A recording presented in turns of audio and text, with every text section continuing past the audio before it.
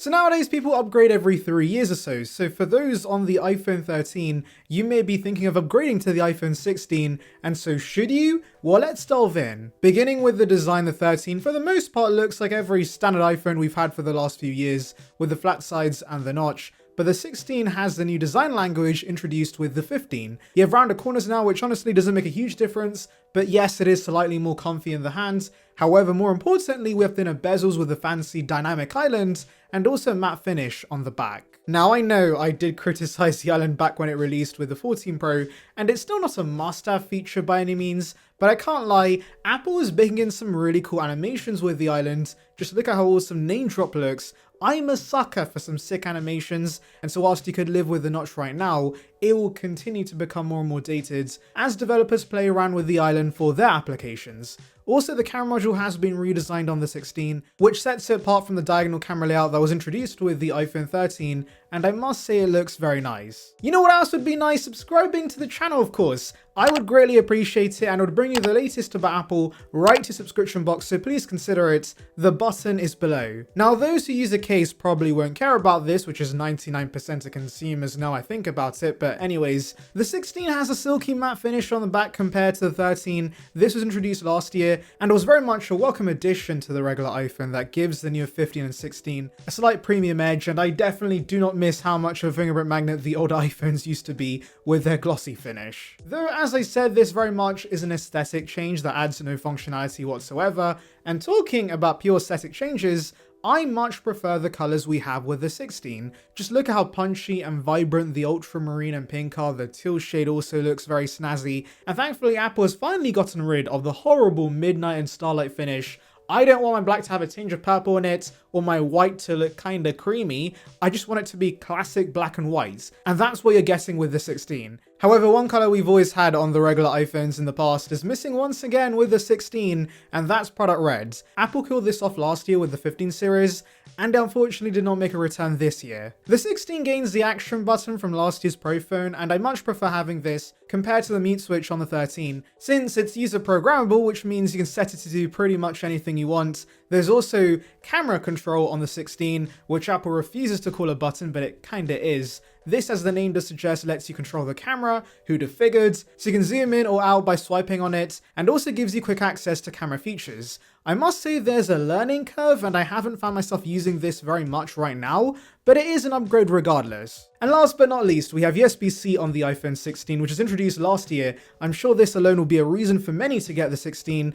I'm actually in the minority though, where I couldn't care less about Lightning, and so this upgrade does not interest me. I'm fine with the Lightning ports, but I know for a fact there was only 3 of us who are fine with the Lightning ports, so I'm glad new phones do have Type-C. Materials-wise, Apple has updated ceramic shield with iPhone 16, and apparently it's even tougher than before, but I'm gonna be honest guys, these displays have been shatter resistant for a while, but my biggest issue with the old version of ceramic shield was the fact the air could literally scratch it. Now I won't be testing if the new display is any more scratch resistant because I am not made of money, and I'll let Mr. Jerry Rig Everything handle that, but nevertheless, the 16 is more durable on paper. Both do have aluminium rails which can dent pretty easily, but at least it's a lightweight material. They also have the same IP68 rating, so yes, if you accidentally drop your phone in the toilet for whatever reason, you should be fine. Moving on to the display, we once again have some pretty nice changes with the 16, and to be honest, it's everything we got last year with the 15. So the display is slightly larger because of slimmer bezels. You do have the island that gives the phone a nice visual refresh, but that's not the major upgrade, guys. No, the big upgrade is the brightness. So we now have 1000 nits of brightness for typical usage, 1600 nits for HDR content, and a whopping 2000 nits of brightness outdoors. That makes the 16's panel completely viewable in sunlight, and yes, because I live in the UK, we only get sunlight once or twice a year, but hey, occasionally when there is a bit of sun, the higher brightness does come in handy, especially compared to the 13's panel. And before you say it, I don't notice the phone overheating when it's pumping out 2000 nits of brightness, because they have upgraded the thermals with the 16, and so this very much is a useful upgrade. Performance-wise, both technically offer bin variants of the latest chip at the time, so the 16 of course has the A18 that has one fewer GPU core than the A18 Pro in the 16 Pro, and the 13 has the A15 with 4 GPU cores instead of 5 in the 13 Pro. Now the 16's chipset is quite a substantial upgrade on paper, and you can see the raw specs on the screen right now, but I'm not going to pretend like I actually notice much of a difference when it comes to real life usage, because the 13 still does everything an iPhone needs to do. Now obviously there will be some edge cases. If you love yourself some Genshin Impact, you will notice the additional performance and also the better thermals. But the games I play are Subway Surf and 8-Ball Pool, which runs basically fine on any iPhone, and so yes, I really see no difference. Both are very solid for regular usage, as one would expect. iPhone 16 does offer 8 gigs of RAM compared to 4 gigs on the 13, and I do notice a difference with RAM management. Things do stay in the background. But obviously the big advantage the 16 has is Apple Intelligence. If you want all of Apple's snazzy AI features, you will need a 15 Pro or above. The 13's not getting any of them. And so whilst there is not much of a real life difference right now, when Apple Intelligence becomes a bigger part of the iOS experience, you will notice the benefits of the A18. But to be fair, considering Apple Intelligence isn't even available at launch and is only coming to users in October in beta, it will take a while for Apple's AI plans to roll out. Moving to the camera, this is once again where you start to see the bigger changes, because in every aspect of the camera experience, the 16 does have big upgrades. Beginning with the main lens, it's 14 megapixels, just like the 15 last year, and that is a lot of pickles, but obviously it's spinning down shots to 24 megapixels by default. But for the pixel peepers, you will notice the 16 generally produces crispier shots with more detail, but that's not the change I care about. The main reason I was so excited for the 14 megapixel upgrade last year was because it allows for the 2x crop. Now Apple kind of falsely advertises this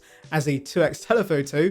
I see what you're doing, Timothy, that's a little cheeky. But at the same time, this actually is as good as a dedicated telephoto lens, and so if you're zooming into things pretty often, you have to get the 16 for that reason alone. Smart HDR5 also makes quite a big difference. We've all been complaining for a while that Smart HDR4 on the 13 and 14 produced over-processed photos that would sometimes look like hot garbage. Skies especially would be overexposed, and thankfully I see less of that with the 16, which is fantastic news. The 16 also has Photonic Engine, which is just fancy jargon for more detail in photos. Photographic styles are also updated this year with the 16 series. It gives you more control on the exact look you want, and so you can fine-tune colors to your photos as you wish. And what's even better is that at last Apple's given us a new ultra-wide on the regular iPhone. Since the iPhone 11, which introduced the ultra-wides, every regular phone has had the same sensor, which lack key features like autofocus and macro supports. Thankfully, both are now here on the 16, and it makes a big difference. You're much more likely to use the ultra-wides. The front-facing camera is also a pretty big step up, because the 16 has the same autofocus technology from iPhone 14. I'm actually surprised that before the 14, every front-facing camera on the iPhone did not have autofocus. It does make a massive difference, and so selfies are much better on the 16 compared to the 13. Video footage from both phones are pretty good. iPhones are the king in this aspect, and really the main advantages the 16 has is the fact it can now record in spatial video for the 5 people who still have the Vision Pro. There's also Dolby Vision recording, 4K cinematic modes, action mode, and also a new audio mix feature which allows you to edit the audio from a video in post. It's quite cool. As you can hear, there is a lot of background noise, massive roads, so obviously I want to test out the audio mix feature and see if it's going to isolate my sound better for those, of course, recording video on the iPhone on a regular basis.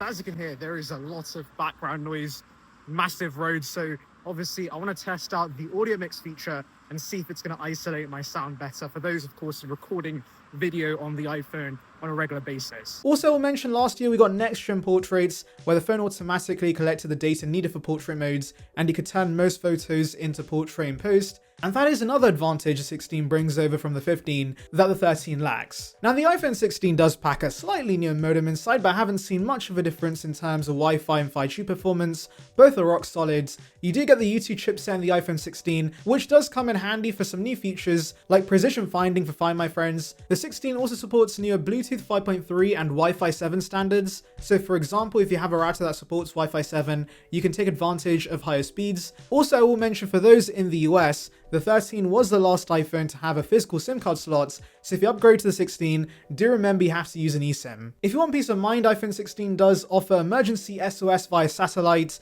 and crash detection, and I do admit these are nice to have features, though Apple low-key blackmails you with these features in the ads saying, hey, if you don't buy the iPhone 16 with emergency SOS, you're gonna die, so spend money right now. Anyways, if you're wondering if Face ID is any faster on the 16 because of the island, no, that's not the case. Both are very similar in this aspect, and the same goes for the speakers and mics. Here's a comparison for you guys.